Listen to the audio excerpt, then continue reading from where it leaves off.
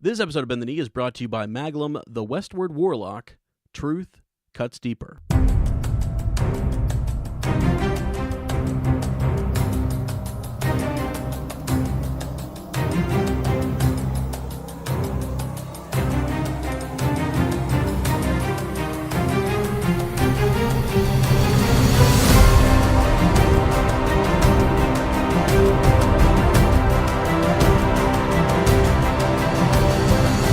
Hello and welcome to Bend the Knee, a Song of Ice and Fire podcast. I am Sir Matt, the Bud Knight. And I am Sir Ezra, the Watchful. Welcome to our Song of Ice and Fire book club. Today we are into Chapter 42, Tyrion VI of A Game of Thrones, and in Fire and Blood we are discussing the Sons of the Dragon. Yeah. So, kind of a long Sons of the Dragon, my friend. It is. I listened to it, and I was like, I'm pretty sure this is the same thing as the novella, and I am like 90% sure that it is. Yeah. And the tipping point for me, Sir Ezra, was something we noticed when we did the Sons of the Dragon as our Patreon episode, was, if you remember, all the way back in World of Ice and Fire, they talked about the crown that King Maegor wears, right? And he wears the same Valyrian steel crown as Aegon the Conqueror. But in Sons of the Dragon, in the novella, the old version that was in that Book of Swords a couple years, or a year ago or two, right? Yeah. They referred to it as an iron crown, and we both looked at each other and we were like, "What? Yeah, what's up with that?" Yeah. What's up with that? And then they said it again in this one, so that was when I knew. Oh, it's the same. It is without question the same thing. So. Yeah, because it was kind of like, was that a correction or? I think it was like a misprint, because Sons of the Dragon, I don't know exactly who wrote it, but it was it was like published in that other book, the Book of Swords, the whole thing, or maybe it's just a different telling from Archmaester Gildane, right? You have different kind of people writing these histories, in the context of the world. So I don't know. We'll get to it, but just it's interesting. Yeah. Remind me when we get there too, to go over some of the inconsistencies, as you said, and that might help us point to some of the differences between, Fire and Blood and A World of Ice and Fire and Right. the Book of Swords, all that good stuff. So yeah. But all right, man. How you doing? You doing all right? Hey man, I'm good. I've been doing a ton of research, doing some deep rabbit hole research, some stuff I didn't even really know was like theories, stuff I had to scour online on Reddit, and there's not even a lot of talk. So, I kind of hit Sir Ezra with this. I texted him the other day. I said, "Hey, did you know about this?" And he was like, "Yeah, no." And so, we have something that we're going to record after we do this episode. So keep an eye out for that, maybe on Patreon or maybe on the regular feed. Haven't decided yet. Well, we owe people. Christmas is right around the corner. It's true. So it's the holidays. Tis see. tis the season. So winter has come. Yeah, that's true. So. Yeah. All right. Well, Sir Ezra, I think we're just gonna go ahead and dive right in. If you're, I'm down with that. Yeah, if you're ready. So okay, let's go ahead and head on over to Small Council. Not a lot of big news right now. We had that teaser trailer last week. There is the calendar we talked about a little bit last week. It's kind of cool. The 2020 Game of Thrones calendar Gurr posted on his. Not a blog. You can check it out. You can see that kind of Ice Spider picture, which I think is cool. Gwendolyn Christie, who plays Brienne of Tarth, had said in the news that you are going to need therapy after you watch the final episode of Game of Thrones. Seriously? Yeah, everyone really seems to be hyping the last episode and the ending. So, wow. Bittersweet, Okay. Huh. Maybe she says that because she dies. Maybe Brienne of Tarth dies. I mean, I actually could see that. I could see that happening. Yeah. I'm actually kind of worried. I think what that means is that a lot of folks are going to die. We might not be left with very many people. Oh, absolutely. Yeah, I said. So, yeah, I don't think that's the therapy session. It's like all of your favorites, because we all have a favorite. They're dead. So yeah. Well, that's how the show works. So Yeah, exactly. Well, and I mean, so if you want to surprise us now, I mean, like more would live than die, I guess, is the surprise. yeah, if you really want to shock us, everyone lives. Yeah, and then we'd be disappointed. We'd be like, this is well, ridiculous. that was Come on. yeah. That was stupid. Yeah. So, some other news was Game of Thrones was the most, even without a new season, it is still the most watched show on demand. Oh, really? Yeah, 2018 reports are showing. That's good for us because we're us being a book club and also real show heavy as well. I mean that's good. People are gearing up. I mean they're gearing up for the last season. I'm kind of a binger now anymore. I didn't used to be, but like I sometimes will wait for a whole series to come out or to finish, and I'm like, all right, is it done? 3 years later, is it done? Let me go. Check it out. Yeah, let me go. Yeah.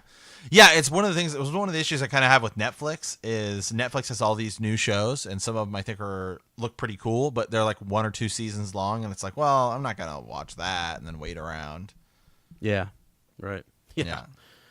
We have we've got the Song of Ice and Fire to read, man. Yeah, so we true. don't have time for that. Yeah, I don't have time for that those other shows. So, yeah. All right. Well, Sir Ezra, I say we just go ahead and move on over to the Maester study because it is a long one today. Yeah, it's thick. There's it's long. It's thick. Yeah. Straight. Sometimes it gets a little hard. Yeah. So there's it's something else. Right. Well, and we're talking about the Sons of the Dragon, which is fitting. So, where to start, my friend? So as we said, this is kind of the same thing as the novella, and which is awesome that it's in Fire and Blood. I mean, it's an enormous chapter. It's super cool. It details the lives of the sons of Aegon the Conqueror. You have Aenys and Maegor. Both become kings, but both sons are born of different wives of Aegon. So you have Aenys is born to now I'm blanking. Rhaenys Targaryen, and then you have Maegor, who is the daughter, or he's the son of Visenya Targaryen. So there's definitely some succession issues there. Because how do you is it, should Aenys be the heir apparent with well, yeah, so because Visenya is the oldest right. of the Targaryens, right? Yeah, exactly. So there's that, and then Aenys is actually I mean for being such a weak kind of like child. Because that was one of the things, right? So he's kind of weak. He's got these watery eyes. His mom dies when he's 3. He starts crawling again. Very different from Maegor. He ends up having this fruitful, right. marriage. He's just popping out kids left and right. Yeah. And so the question starts to be like, okay, Maegor, now his brother, was next in line. But then here comes kid 1. Here's kid 2, 3, and 4. And so the debate now, is underway as to who is next up. Is it going to be his daughter, which I think is Rhaena Targaryen, or is it going to be Maegor? Because at this time, you have to remember that the laws and the customs, we haven't had the Great Council yet, so women could theoretically still become king, right, or queen, and the ruler of the 7 kingdoms. I'm surprised that Visenya herself didn't get somewhat of a claim or an argument. There you go. Yeah. That's a good point. Yeah, that's a really good point. Because she's not only she's not only the wife of Aegon the Conqueror, she is also Aegon the Conqueror's older sister. And she did, she was just as involved in that conquering. Now, as we progress, you could say, well, she's a woman. They don't have that line of succession in the once you have that council of 100 or 101 or whatever it is. Yeah, 101. Yeah. But at the time, she theoretically could have that claim. And also, I'm just thinking that she is also of that line with Aegon the Conqueror, and she's also a very fierce warrior, a dragon rider. Obviously, she's gonna be a little bit older when that comes about, and we'll get to all that. But definitely some interesting questions to think about. Well, so if Visenya were to take the throne over any of their children first, right. Which we know can happen like as a regent, right? They can kind of just sit on the throne until the heirs are come of age or whatever. It gets a little tricky because he has 2 wives, he's got 2 sisters, but let's just say that it's just Visenya and him. Because he dies, she could actually technically remarry. She could. She could actually remarry and have more kids. So then, once she does essentially pass on, it would go to Aegon's firstborn son. Still, you would imagine, right? I mean, right. So I don't know. And also, what would have happened if Aegon would have just had a daughter, like an elder daughter, and then a son? So you get Gur kind of takes the easy route here, in that like there's firstborn sons are just a thing, out the gate here for these 2 guys, and then is it Jaehaerys? Who all of his kids die, and he has to look to like a granddaughter or a grandson. Right. So that's when that 101 council kind of becomes a big deal. Otherwise we could have been having that debate, much sooner. So, yeah, and the other interesting thing is, right, so up until this point, right, you had all the kings of Westeros, right, all the different kingdoms. Aegon the Conqueror comes in, makes it pretty much 7 kingdoms, right, with the exception of Dorne-ish. Dorne is kind of doing their own thing, but at least they're not really feuding anymore. And once he dies, that battle for the power, the claim of the throne starts immediately, right? Yeah. So what ends up happening, right? Is Aenys becomes king, which we've talked about both in our World of Ice and Fire discussion and on Patreon. We did a huge, I think it was like a 3-episode breakdown of Sons Black of the Council. Dragon. Yeah, Black Council. Yep. Yeah. So you get that you get Aenys' reign as a king. He's not really the greatest king. He has a hard time with a lot of the lords. They kind of view him as as weak and feeble, which he kind of is. He feuds with kind of feuds a bit with his brother.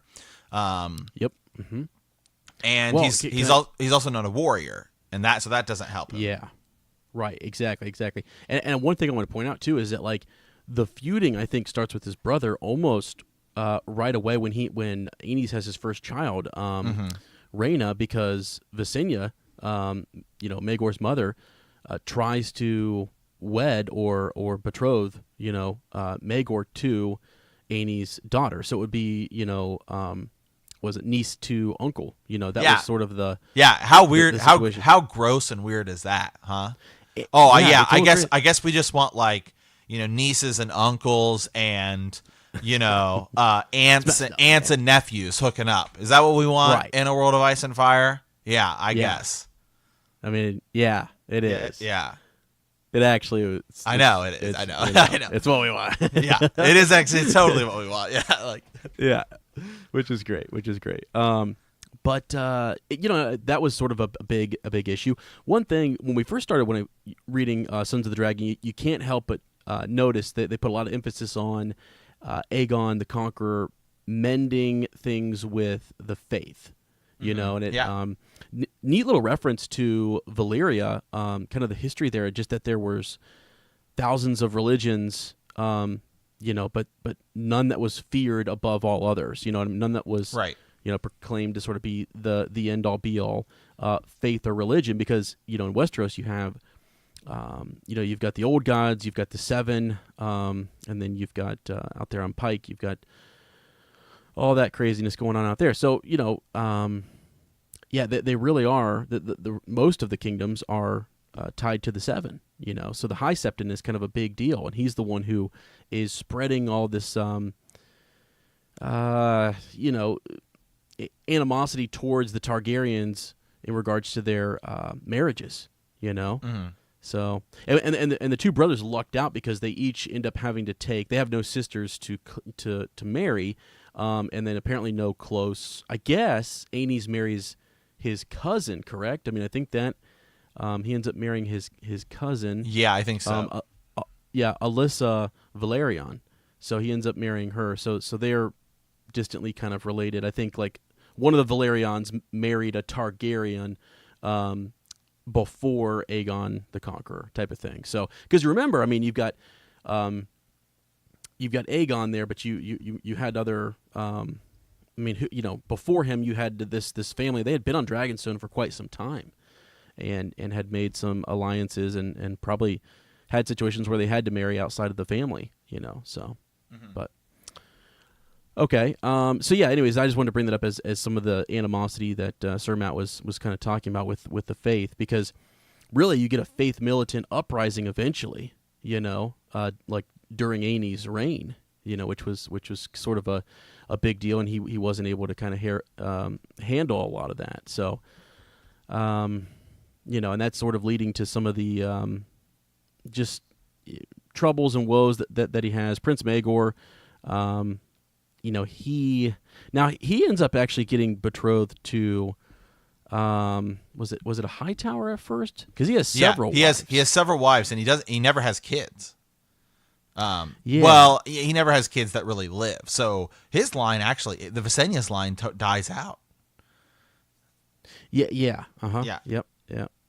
Yeah. Because he has oh my gosh. Yeah. I forgot. Well, he struggles to have kids. And then you have Aenys, who's, popping him. Having all sorts of kids. Yeah. Yeah. His wife's popping him, like they're Tic Tacs or something. And and then these kids left and right. Right. Yeah, so Cerise Hightower, actually. So I remember, because Aegon, the Conqueror, was trying to still mend that whole situation with Old Town and the Faith, and so the Hightowers are a big deal there. And so he actually makes that sort of betrothal happen, that marriage happen. And so Maegor, like what's he say? He consummates the marriage I don't know, over 10 times or 20 times or whatever. So just saying he right. He was a lusty, was he 16? How old was he? She was like 10 years older than him, I think, or something. Right. Is what the text was saying. Right. So yeah. So anyway, so I have some of the lines here. So let's see here. I want to pull this up. You reading from Fire and Blood? No, I have this. Well, it's Sons of the Dragon. It's just it's the same thing. Yeah. So this is after.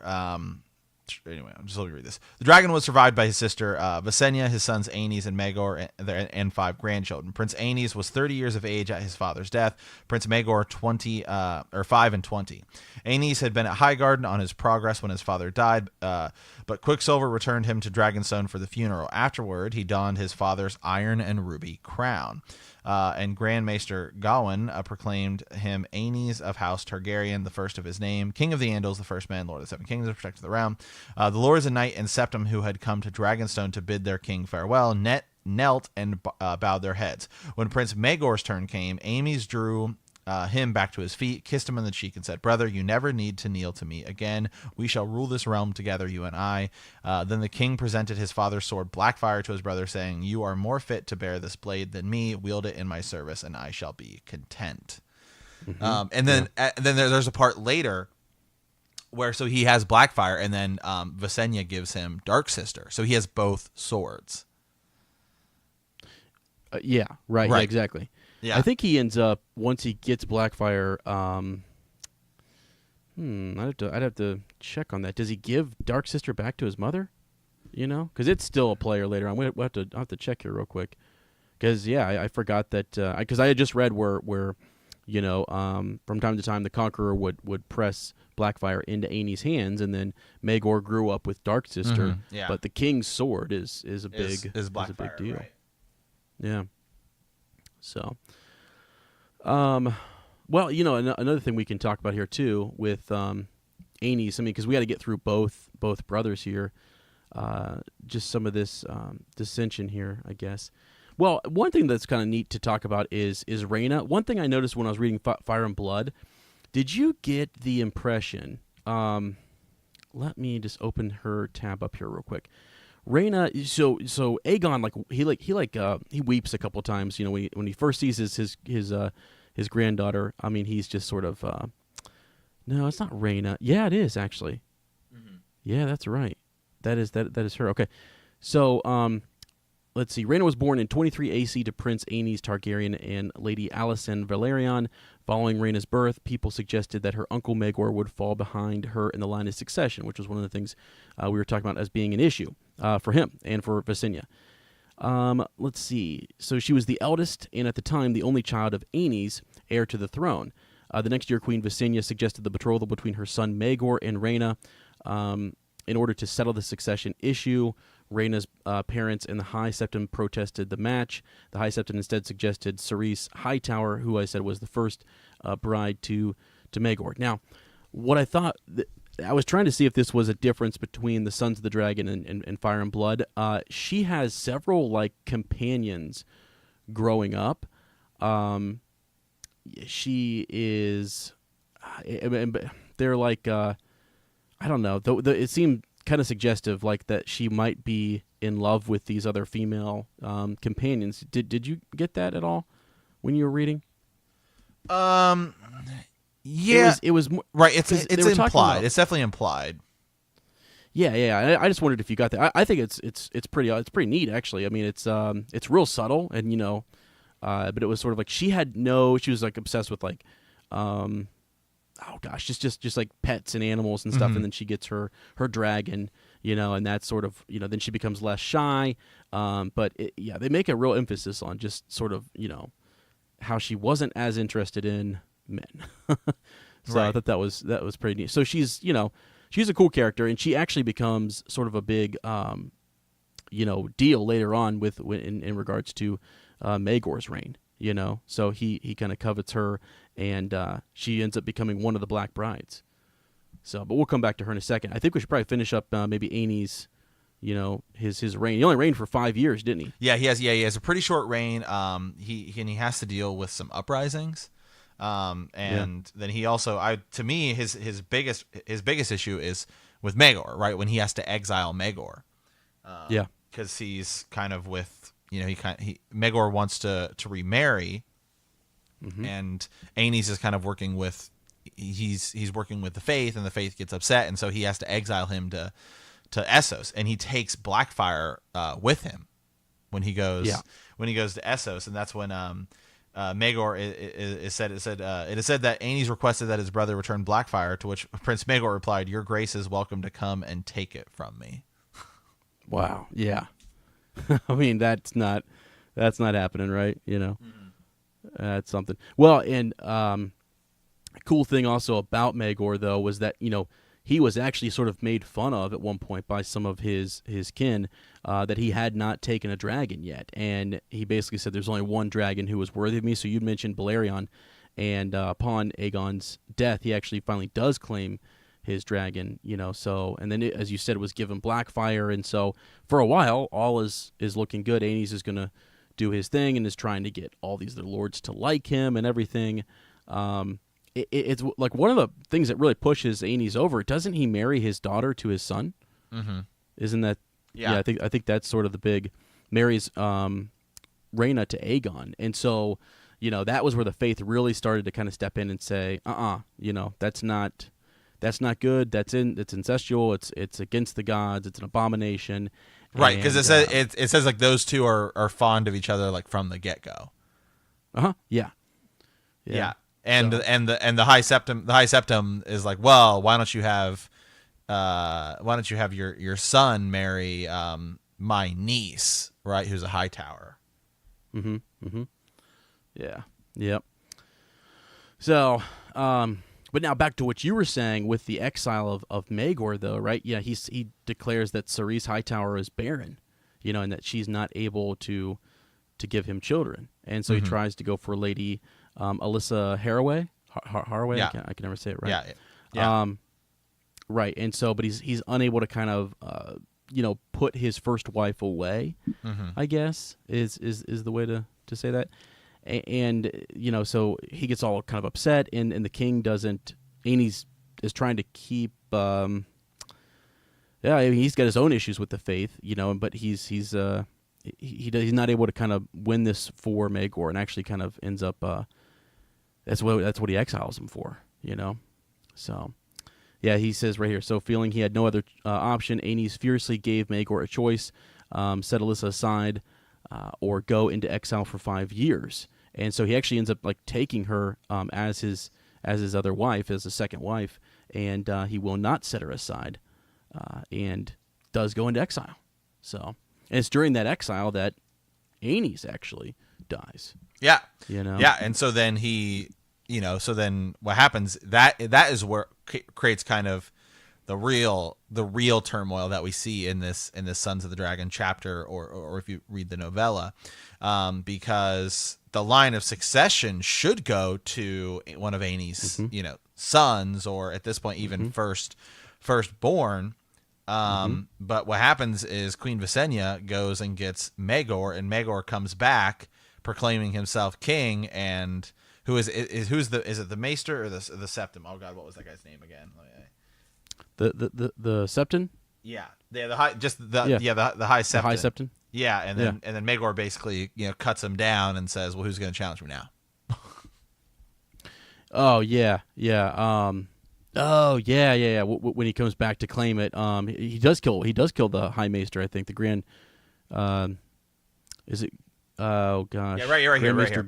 When she returned, this Prince Maegor was with her on Balerion. Maegor descended on Dragonstone only long enough to claim the crown, not the ornate golden crown Aenys had favored, with its images of the seven, but the iron crown of their father. There's that thing again.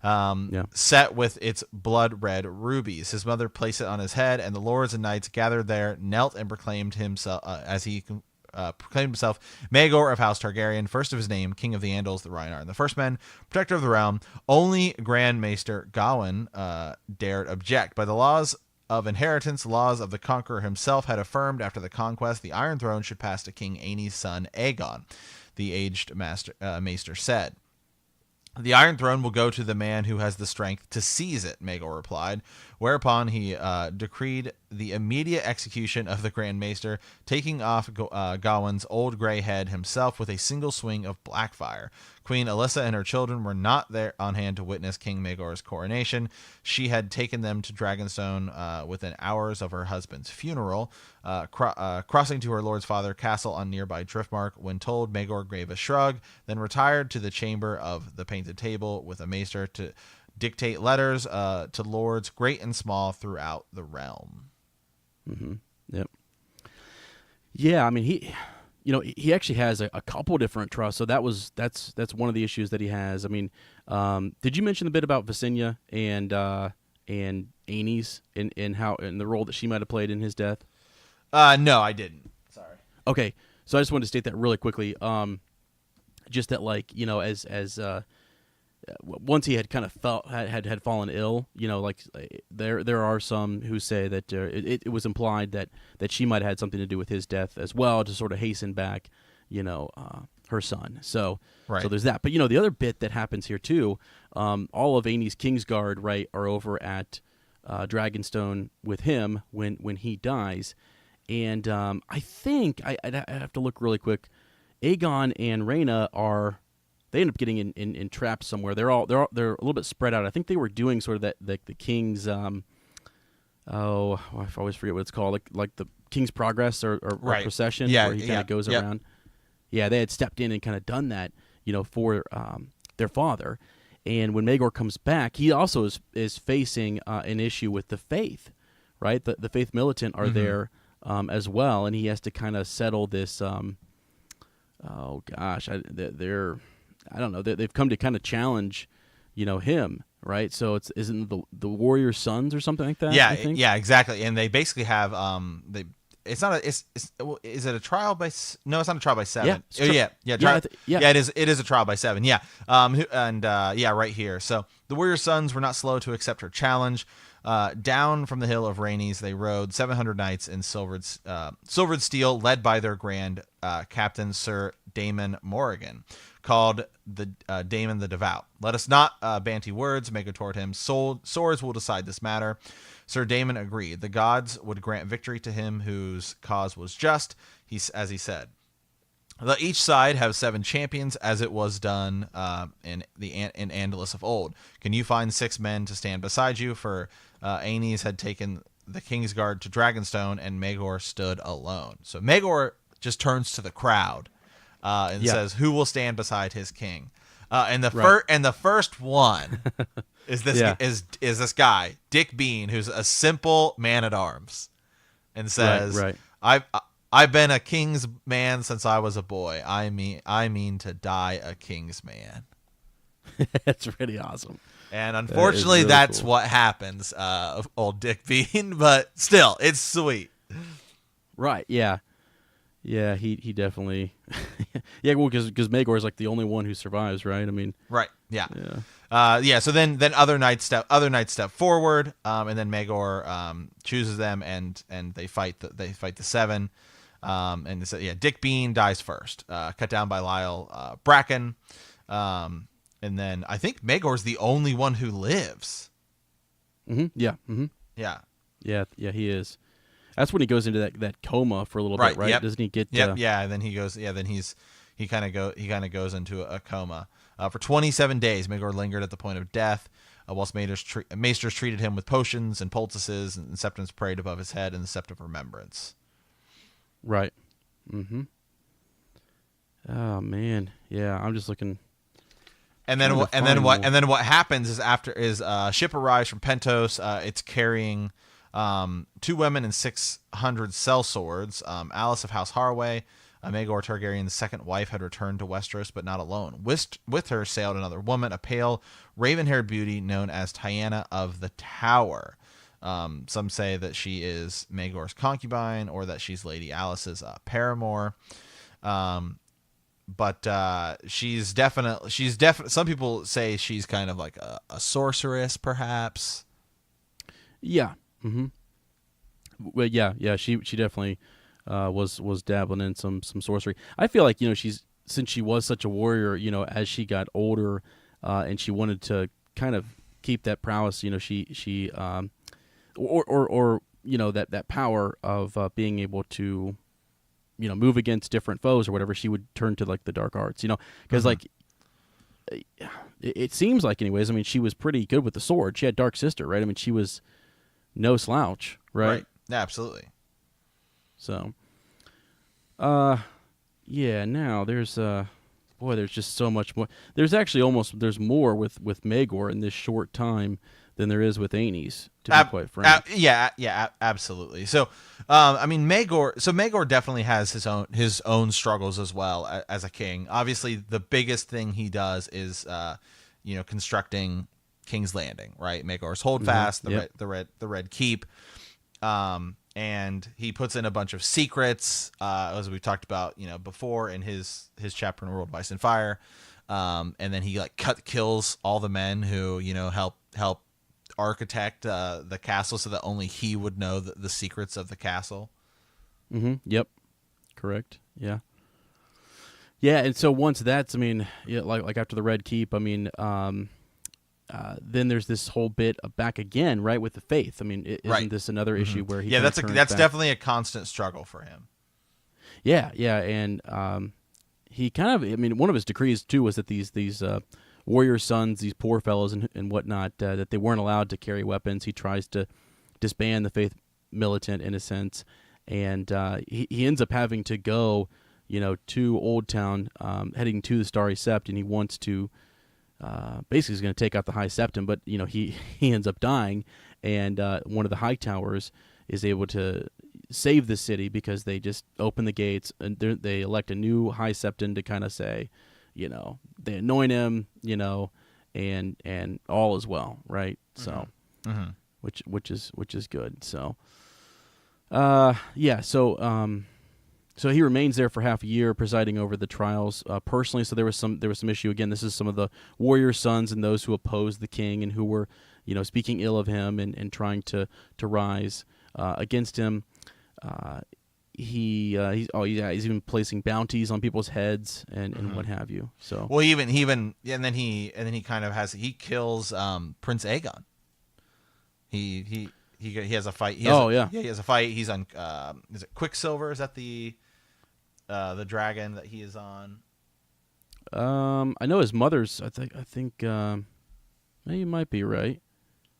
And then that's where he gets the So King Maegor had come for the first time since the doom of Valyria. Dragon contended with dragon in the sky, even as a battle was joined below. Quicksilver, a quarter the size of Balerion, was no match for the older, fiercer dragon.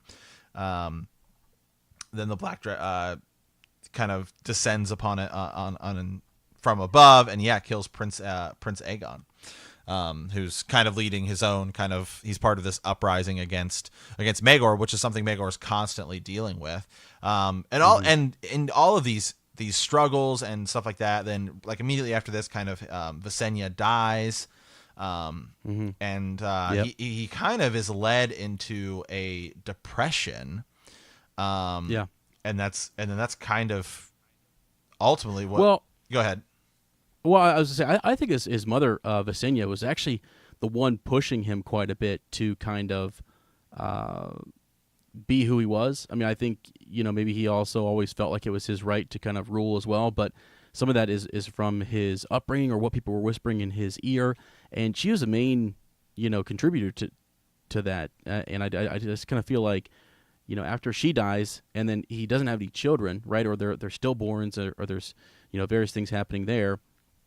He's that would be one of the reasons why he was in that state, of mind. So not liked. I mean, like it even says early on in his early life. I mean, he didn't really have a friend at all, did he? No, no. The only friend he really ever had was his brother, and then they kind of turned to it. So so anyway, so this is just kind of a broad kind of overview of this chapter. It's really big. We did a super detailed breakdown of it on our Patreon. We did a 3-part breakdown. So I think it's 3 hours. What we did roughly of a piece, section by section breakdown. Of this, and we've covered because the bit that's hard to cover is all of the brides. Because that's what we've got to a point here where upcoming you have the Black Brides. He's still without child in 47 AC. He ends up never being. They get with child, and there's some people faking that they have children. One of his wives is so desperate to have a child that she's like, her father's handpicking, men who have fathered children. You know what I mean? So we know they're fertile and stuff like that, and they're all gruesomely killed. He gets what? I mean, doesn't he get enwrapped with a sorceress of some kind, right? Whatever her name is, I can't remember her name, but it's it's just awful. So,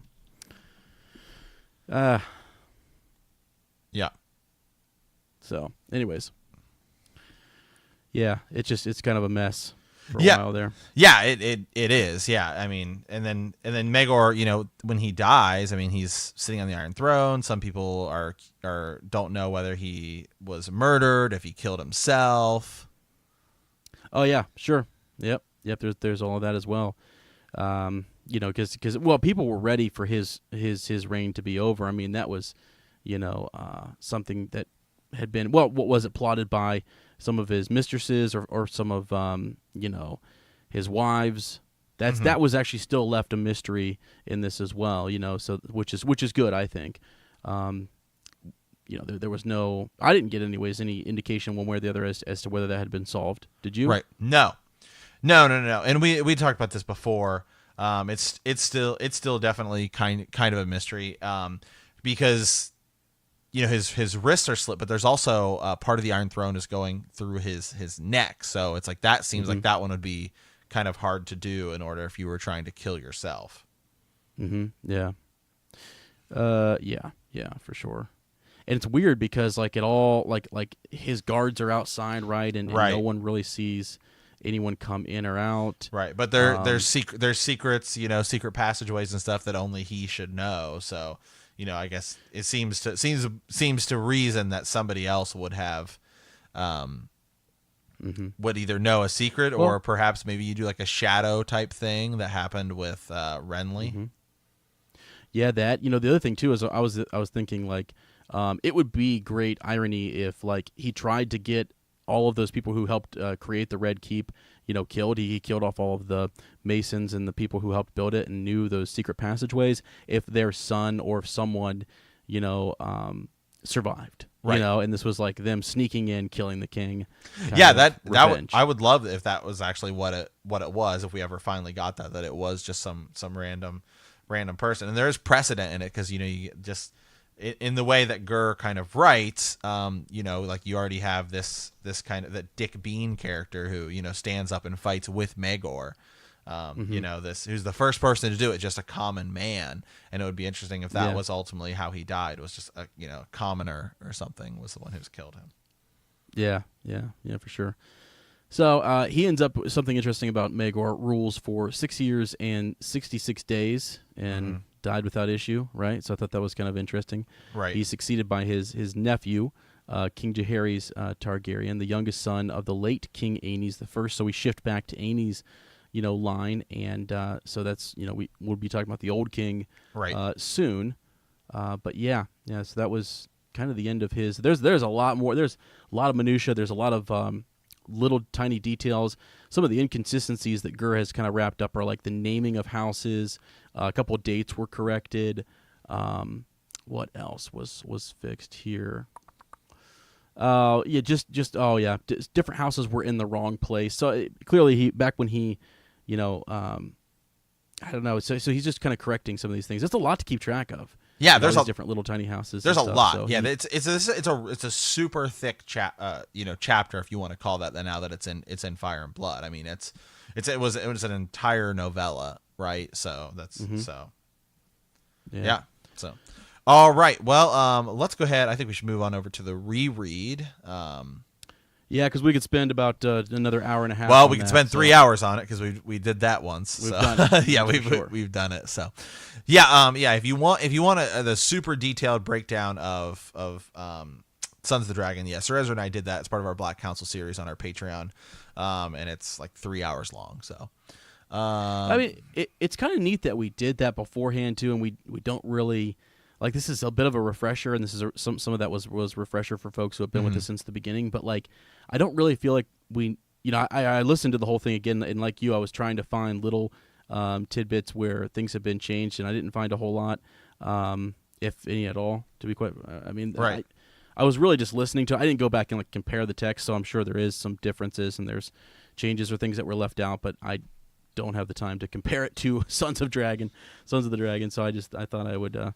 Just listen to it and see what I got, and it just relatively told me the same thing. What I'm interested in the upcoming weeks is sort of the old king, Jaehaerys. Yeah, because this is going to all be new, totally new information. Yeah. So be assured that we'll read some passages from that, and those are the ones we really want you to kind of hone in on and read with us and see what we can figure out. So. Yeah, absolutely. So, all right. Well, this week we are into Tyrion VI, but recap from last week was Jon V. Sir Alistair announced he was passing 8 recruits, including Jon, into the Night's Watch. There's a celebration, but Jon realizes that Sam will not survive without the others to protect him. Jon asked Maester Aemon to allow Sam to become his steward, since he can read, write, and do sums. The last time we were with Tyrion, in Tyrion V, Tyrion was held captive in one of the Eerie sky cells. Eventually, he had bribed the jailer MEAD to take a message that he is ready to confess his crimes. When brought into the High Hall, Tyrion manages to convince Lady Lysa Arryn to give him a trial by combat, and the sellsword Bronn declares he will be Tyrion's champion. Mm-hmm. Yeah. Yeah. Yeah, and of course, also, he doesn't just declare he'll be Tyrion's champion, he fights Ser Vardis and beats him. So right. So this time we are with Tyrion VI. Tyrion and Bronn make camp on the high road. Tyrion wants to make a fire, but Bronn protests that it will bring the Vale Mountain clans down on them. Tyrion sees no point in trying to avoid the clans, and Bronn gives in. As Tyrion plans, the Stone Crows arrive, and Tyrion negotiates an agreement. Yeah. Can I tell you, so like the last couple chapters, the last 2 Tyrion chapters are some of the best like character building. Absolutely. Right? I mean, absolutely. Like this is not a character who you thought really has a chance, and he really goes, he rises above all the odds, and it's just impressive, and actually Bronn and he talk about that in this chapter as to how, like how did you know it was going to step up for you? And Tyrion's just like, I'm rolling the dice, but he's also rolling the dice knowing that he's got like the odds are good in some way or another. You know what I mean? It's like he says it's random chance. It's not really. I mean, he does actually roll them when it's good for him. So this is 2 times in a row where he's going to do something like that really shows his intelligence and really shows us that like where his skills are, I guess is the way to put it. So it's what makes him awesome. It's also what like you have evidence that he can kind of talk his way out of this. Well, he can talk his way out of anything. I mean, seemingly, it becomes harder as he goes into Essos and different places. But wow, that's really my big takeaway from like this chapter and the last one. So absolutely. In this chapter specifically, we get Tyrion's kind of backstory on his wife, and it also gives us a little bit more insight to his father, right, and Jaime a little bit. But I think it's more kind of focused to set up just how kind of bad Tywin is, right, and how kind of cruel Tywin Lannister can be, right. And this goes down almost the same way it goes down in the show. In the show, it's interesting. They still have this scene, right, where Tyrion is explaining Tysha, and it's the same. It's the same story. They just kind of move it, and they move it to later to where Tyrion is in the camp when he meets Shay for the first time. Right. He, Shay, and Bronn are hanging out drinking before the battle, and he tells it then. And Bronn actually says the same thing, like I would kill the man who did that to me, in the show. So they just kind of move it, and I think it's kind of cool both ways.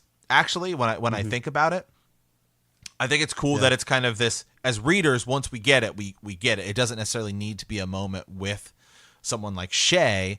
But in the show, I think it is kind of cool because that way it's where we can already see, by doing it there, you can kind of skip a lot of that Tyrion and Shay kind of opening up stuff, since he automatically just kind of immediately it kind of opens up to her. And so that's stuff you have to do in film to save time, because you're obviously much more limited. So I think it's cool both ways. But I also like the way they do it here. Where he is just kind of telling Bronn sitting around this fire, right? Yeah.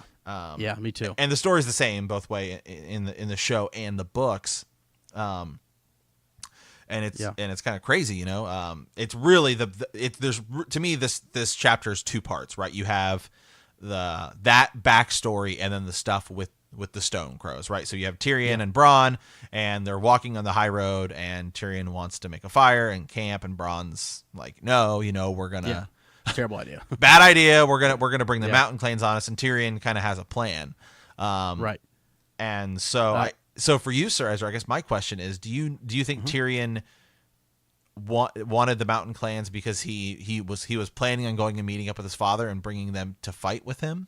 Or do you think he was just like, no, I'll promise them this, and then we'll just be able to make it through?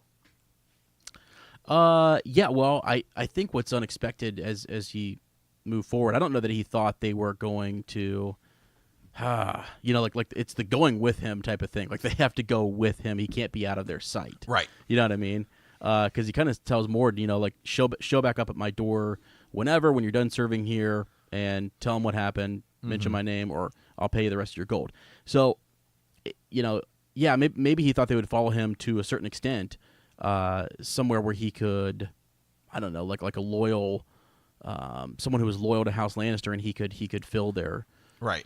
armory, but I don't know that he actually thought they were going to go all the way with him, or that he had that intent. I think he did just want to kind of talk his way out of this. He wanted to draw them in and use his words, and yeah, because they're really like they're whistling the song, as you said, like when we get into Taisha, it's like he's whistling that song that was sung, that brings back this memory. When he first hooked up with his wife. He's been married. I mean, he has. Yeah. Tyrion has been married at 13. I want to say real quick though, one thing that I thought was interesting is I, like you, am so glad that this happened with Bronn, and just Bronn. Just because it shows, like, that's a story that Bronn knows. It's a side of Tyrion that is just, it's an awful, awful story. I mean, we all feel for him. We all want to help him kill his father, for this, which is terrible. But I mean, that's what we want, because it's such a terrible thing. So we'll get into that story and talk about why it's so bad. But I don't know. I was just happy he had this moment. You know what I mean? Because it builds this relationship, this bit of trust, I guess, or something between the two. I don't know. Yeah. Even though they talk about not having a love for each other, which as we start, that's how the chapter starts, is that don't forget, dwarf, I don't love you. Right. I'm here for I'm here for the money. For the money, for the gold, and that's where Tyrion can ask him, what is it that you want? Is it lordship? Is it women? Is it gold? And all those things. And he talks about how he knew that Bronn had no good reason to go with Lady Catelyn other than for gold. And then she doesn't reward him with gold. And so as he's thinking through stuff at the Vale, it's sort of like, well, that guy's disappointed. He's definitely disappointed. Oh, absolutely. Yeah, because what he thought he was going to get from Lady Catelyn, he's not getting. She's not pressing a couple, silvers into his hand, because she's thinking this is an honorable thing to do. This is what knights and hedge knights and these men do. Sworn swords, and he's not. He is a sellsword. So yeah, he uses that to his advantage, and they kind of talk about that as to what Bronn wants, going forward, and what the deal is. So the bit about the fire, yeah, that's where you start to kind of see that Tyrion has a plan. He's not an idiot. He does know that making a fire is going to draw the mountain clans in, and he really to kind of escalate this wants this to happen sooner rather than later. Because sometimes I almost wonder if they track you for a little while, they see that you're trying to sneak through their land, and then they come down on you hard. But he just very much openly, come join us by the fire. Yeah. So, well, before we get to that, and I think it's a smart thing to do, right? Because if you try and run from him, you're two people, right? Like you're. Yeah. And Tyrion kind of challenged them, right? Like, you wouldn't be saying this to the Knights of the Vale, right? Yeah. Right. Exactly. Yeah. Well, and that's his whole bit. And we'll just talk about. Well, I guess let me see. Is there any? Oh. Yeah. So on that point, 2 points. He starts to mock their armor, all that kind of stuff. Yeah, he's really playing them. He's master of words and definitely plays them. One thing before that starts, though, that's kind of neat is Bronn.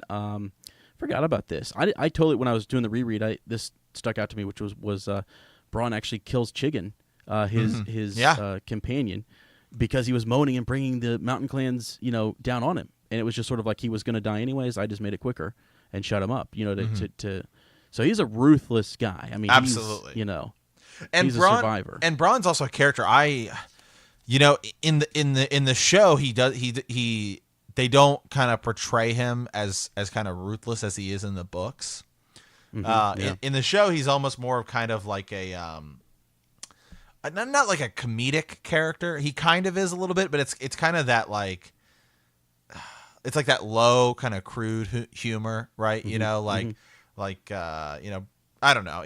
Bronn's not making he's not making witty japes, right? He's right. Yeah. He reminds me of like a darker Han Solo. You like a dark side. Yeah, Han Solo, yeah. Someone who's because he's got that scoundrel type of feel, to him, but yet he's a ladies' man, hooking up with the ladies and stuff like that. But yeah, I get what you're saying though, because in the books he's a little bit more.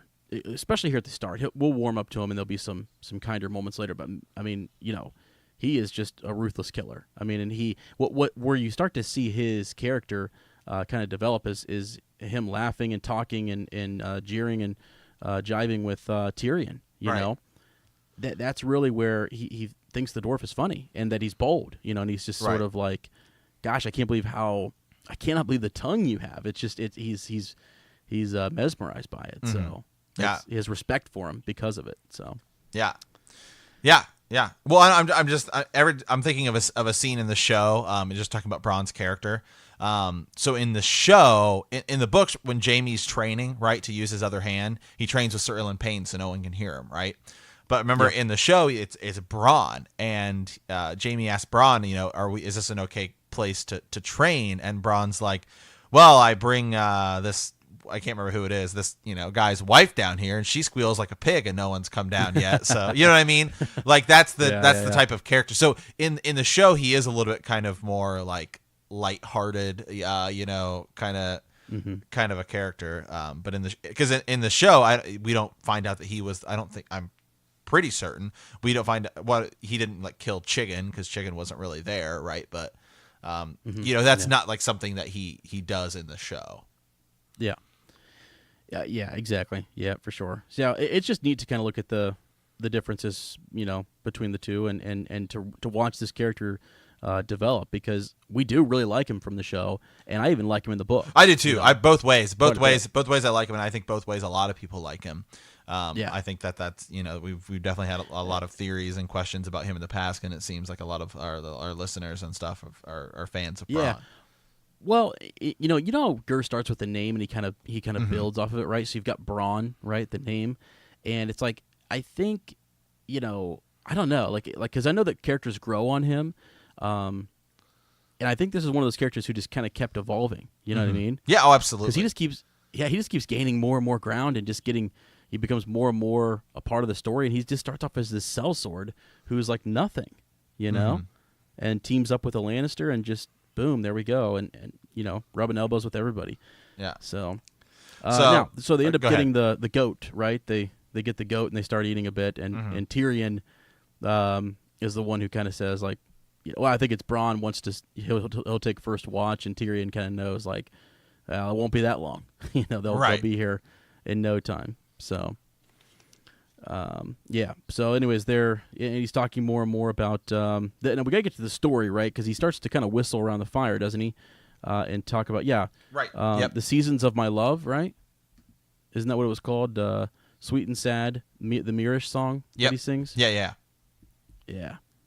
Yep. So this story, man, it's sad. You know, I don't know. I really like the part that really stands out the most to me is when she's picking up the silvers. Yeah. You know, gosh, man, he's sitting in the corner just watching. It's just awful, man. It's just like, what the heck, girl? I mean, like, there's worse things, but like I, you know, like, I'm with Bronn, man. Like, I would have killed that guy. You know, like, this is messed up. This is messed up stuff.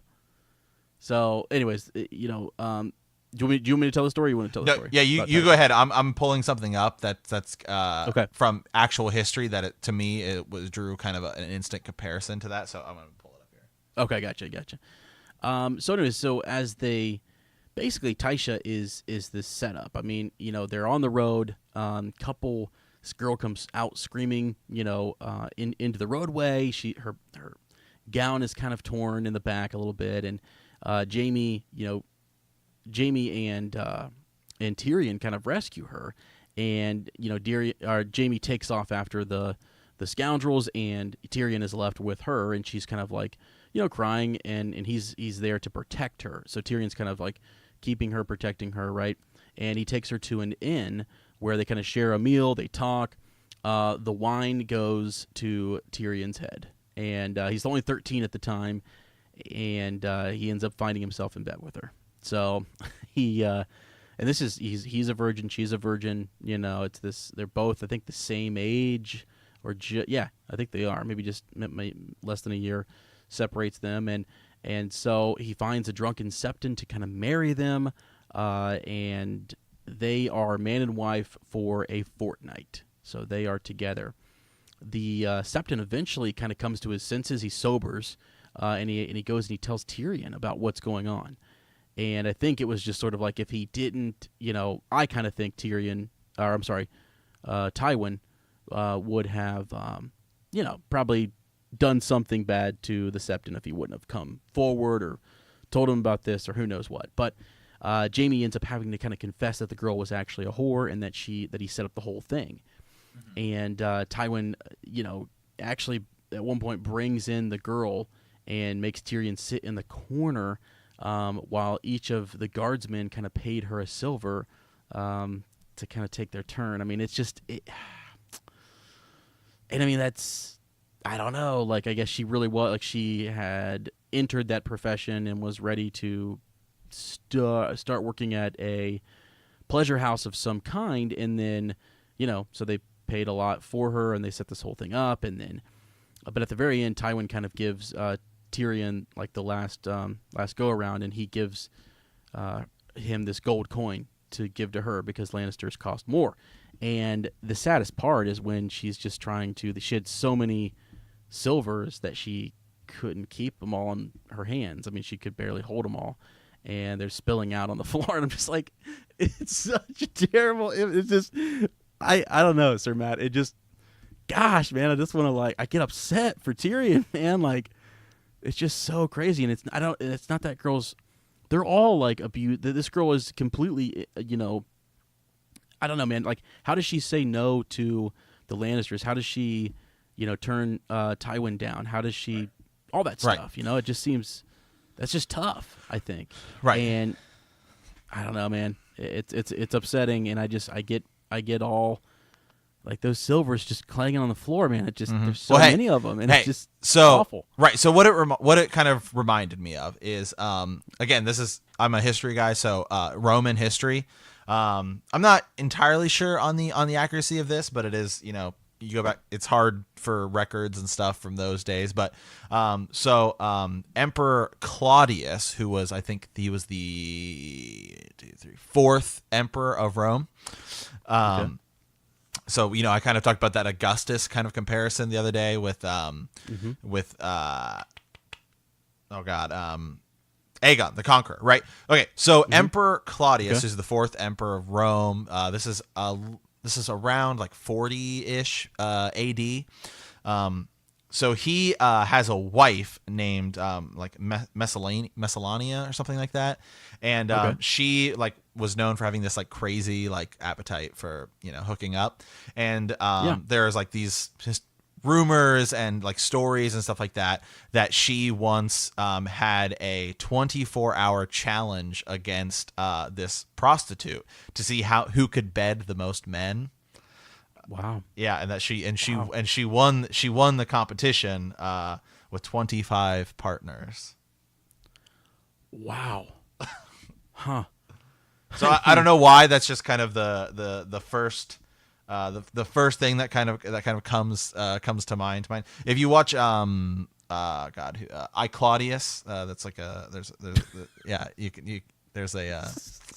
it's got who's it? Patrick Stewart's in it, and some of the John Hurt plays Emperor Caligula and stuff like that, and it's great. Yeah, but.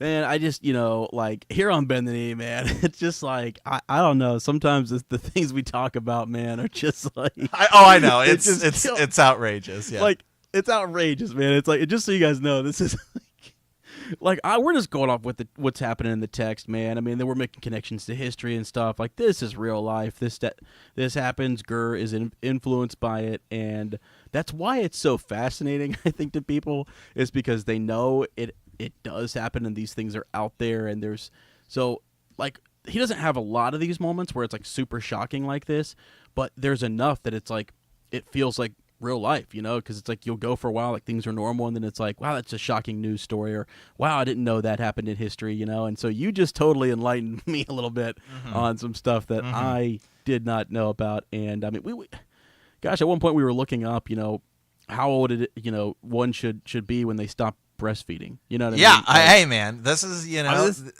this is the kind of things we have to talk about to get into the text. It's wild. Well, I think it's well, Gur draws from a lot of.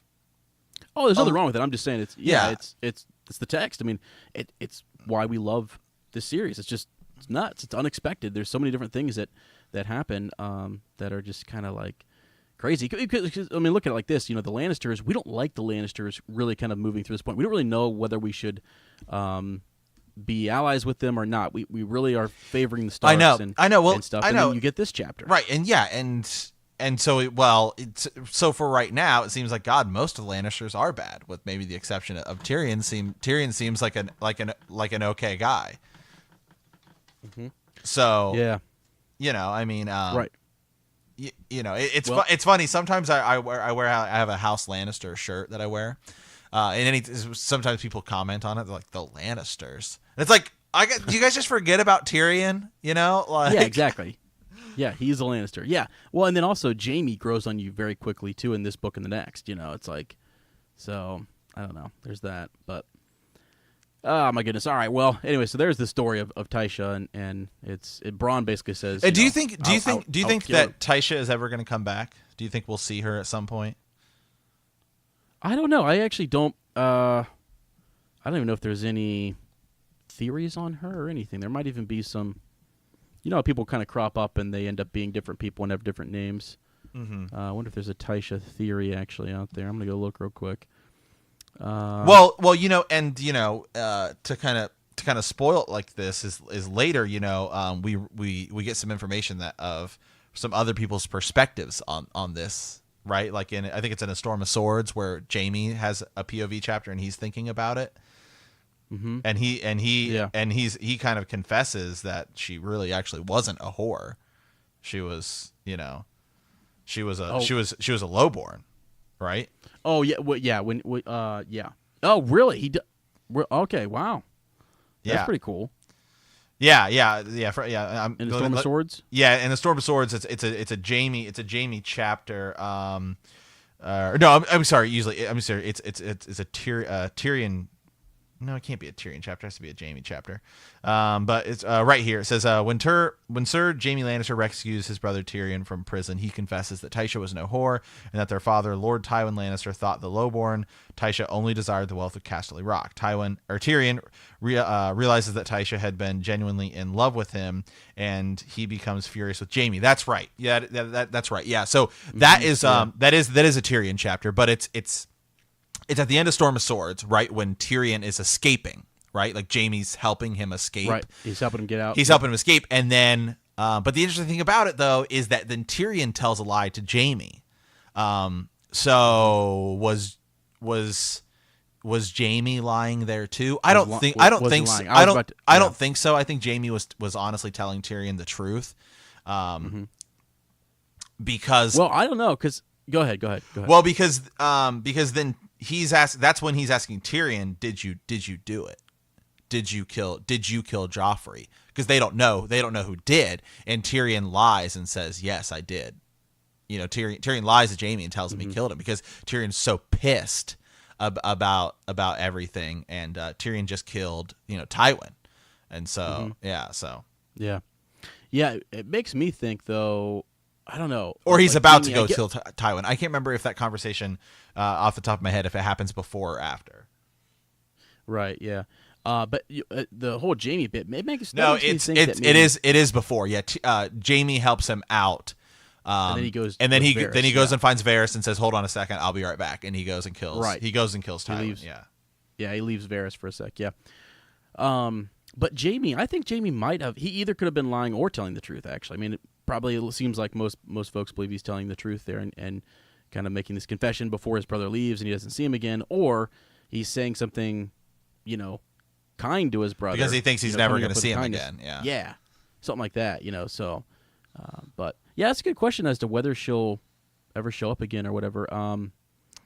Yeah, interesting. I don't know. I was just doing some more digging on her trying to find some theories, but yeah, I haven't really seen anything yet other than him recounting it, to Sansa, and then as you said, there's a bit about Tyrion just remembering it when he's with Shay at one point too. So, yeah. Anyways, okay. Well, we'll dive back into that later and see what we can find. Or if you guys have any thoughts or theories on Tysha, let us know. Yeah. So kind of a sad story, but yeah. So all right. Well, Sir Ezra, I think we're over here on to Send a Raven. yeah. Just real quick to wrap up the chapter, just that he meets the Mountain Clan. Right. And yeah. They actually end up coming out, and he promises them the veil and all that cool equipment. So Right. End of story, real short. Yeah. So, on to Send a Raven, my friend. Let's see. So, what do we have here? Oh yeah. So yeah, the show is brought to you by Maglum the Westward Warlock, right? So it's actually our friend Liam here. So the truth cuts deeper. And he sends us his raven. This is his first raven, so we thought we'd play it, a recent patron. So he says, "A fond greeting to my lords, Ezra and Matt. I am somewhat a new listener to the podcast, and I am currently working on catching up to you two. I'm around episode 25 right now, and I am very much enjoying the show. On a side note, I am deeply sorry for not currently being a patron. But he is now, so we're good. Yeah.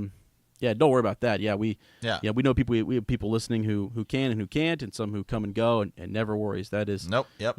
Man the wall as long as you can, and if you can't, no worries. There's some cool rewards there for folks. But he says, an interesting thought occurred to me when listening to your episode on Azor Ahai, when Azor Ahai stabbed Nissa Nissa in order to create Lightbringer. It is said that her cry of pain and ecstasy caused a crack to form in the moon. This immediately caught my attention as it reminded me of Doria's story on the origin of dragons. Mm-hmm. In her story, the moon had a twin which hung in the sky, but it cracked open like an egg upon wandering too close to the sun. This ushered the dragons into the world. The similarity between both stories is causing the moon to crack as a great power.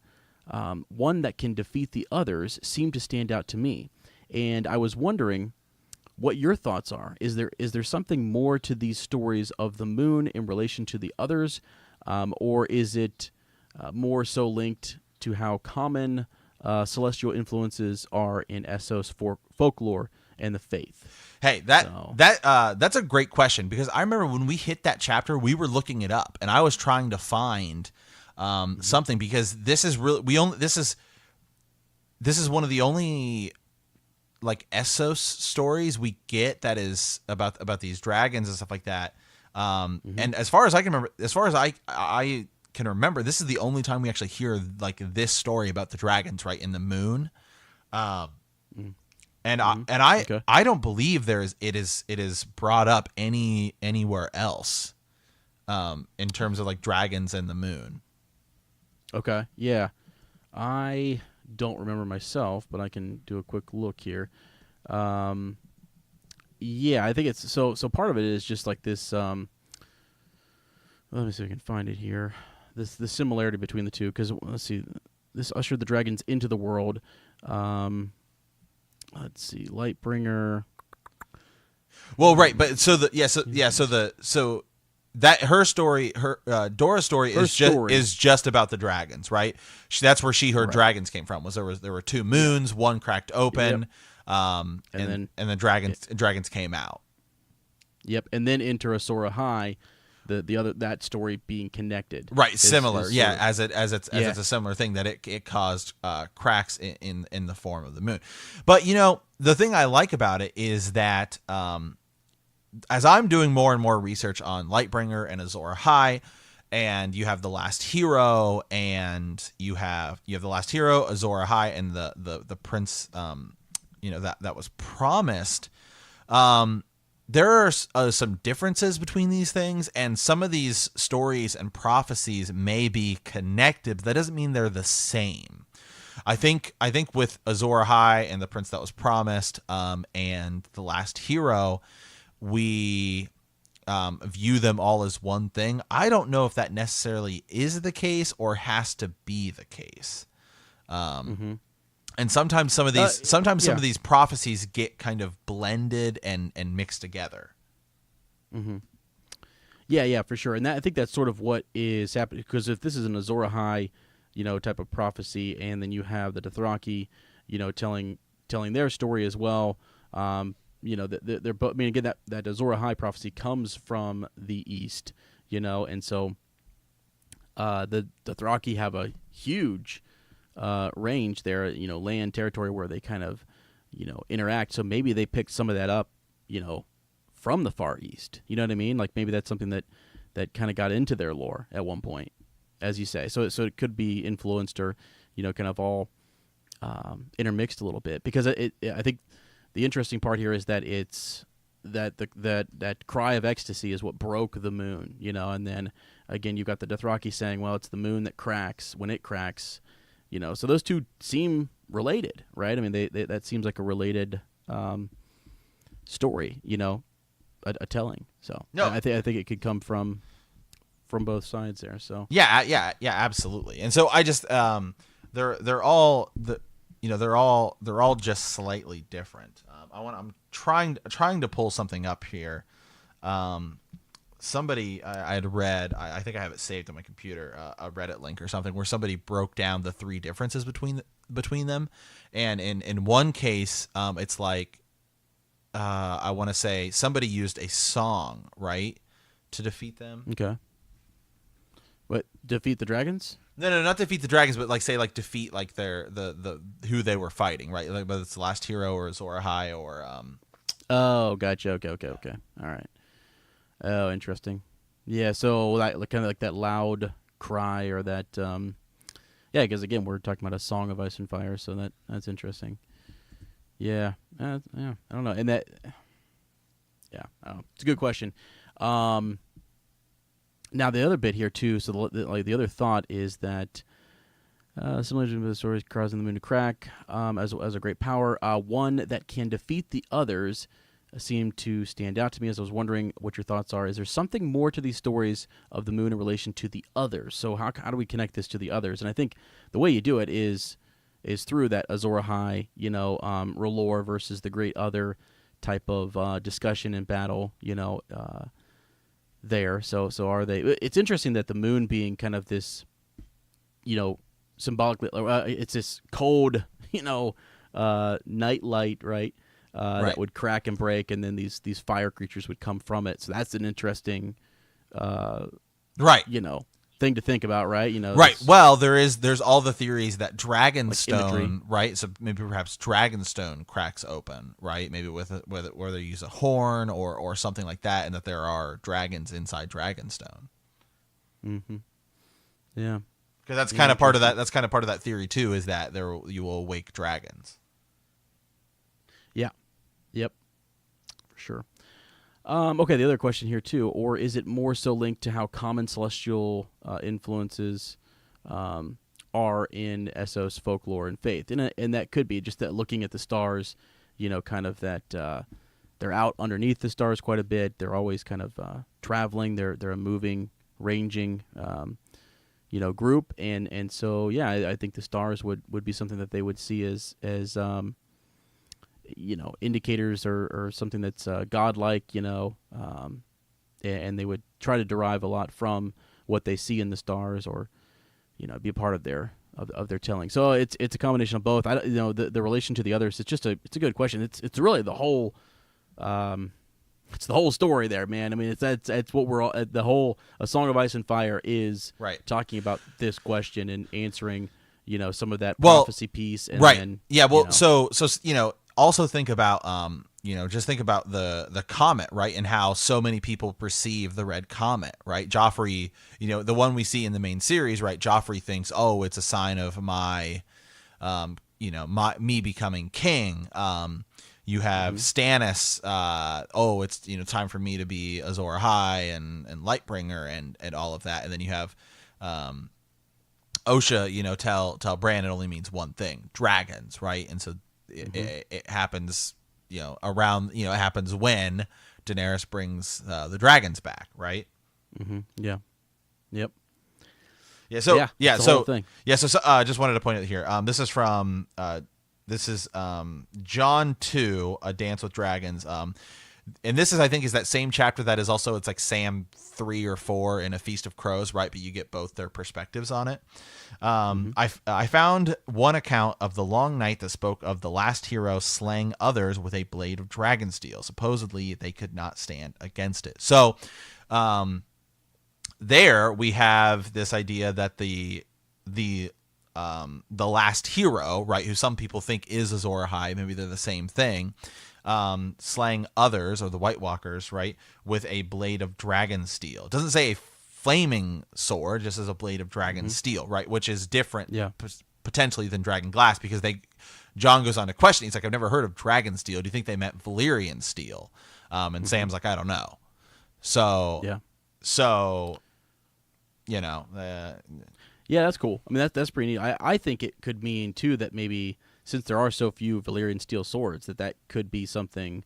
It actually could just be a Valyrian steel sword, you know, which is what we kind of see in the show, don't we? A little bit, you know, with when Jon is kind of fighting. Yeah, Jon does kill one with Valyrian steel.